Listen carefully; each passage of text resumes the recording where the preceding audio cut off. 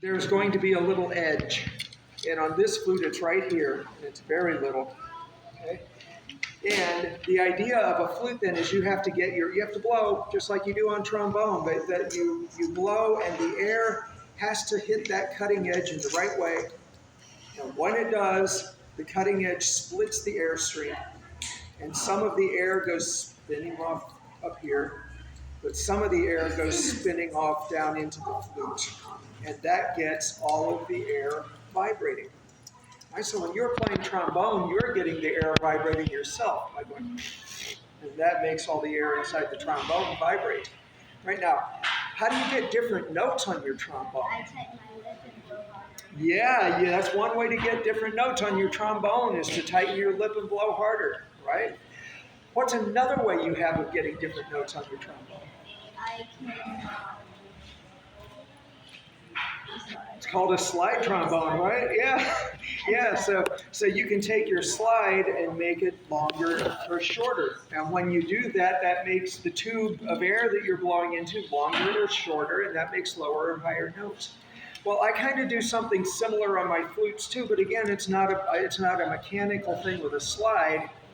All I do is move my fingers. I have all these finger holes here, and as I go up the flute, removing one finger at a time, I'm making the flute shorter, and that makes the notes go higher.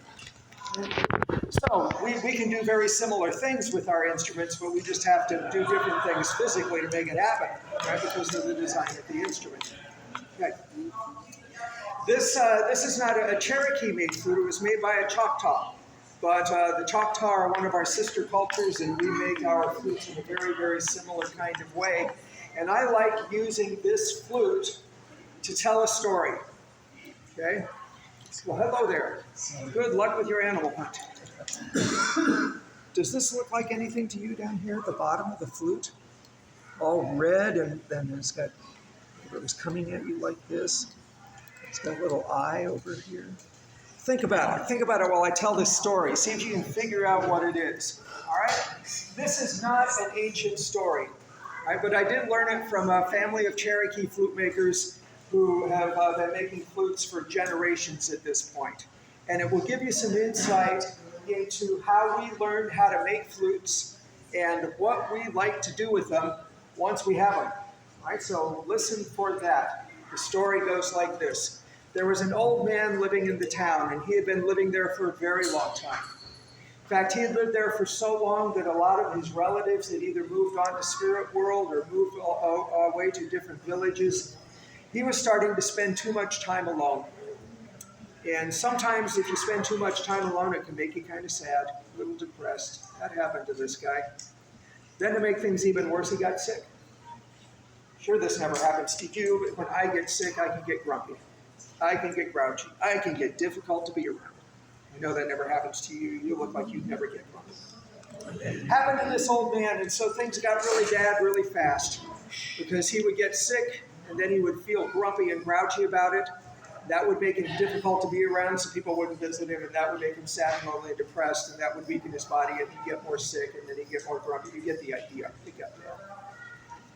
So one day, the guy's sitting there in his house on his couch, feeling grumpy, feeling depressed, feeling lonely, feeling sick, and along came his friend, Dalala. Dalala. Now in English, Dalala is known as woodpecker. And woodpecker said, "Come with me down to the river, I have something to show you." Well, the old man had to be grumpy about it first, but eventually he went. And when they got there, Dalala showed him how to find just the right piece of river cane, how to hollow it out in just the right way, how to slowly roast it over the fire to give it this beautiful color. And then, since Dalala was so good at poking holes in things, he showed him where to poke all the holes. He said, "Okay, pick that up and blow on it, see what happens." So he did.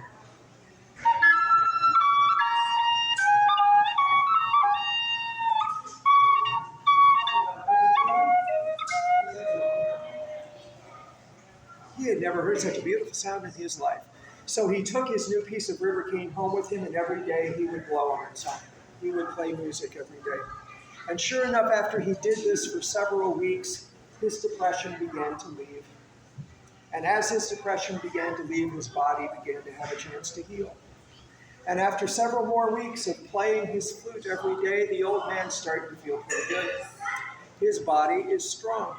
His spirit is strong. And one day he's sitting in his house playing his flute, having a nice time.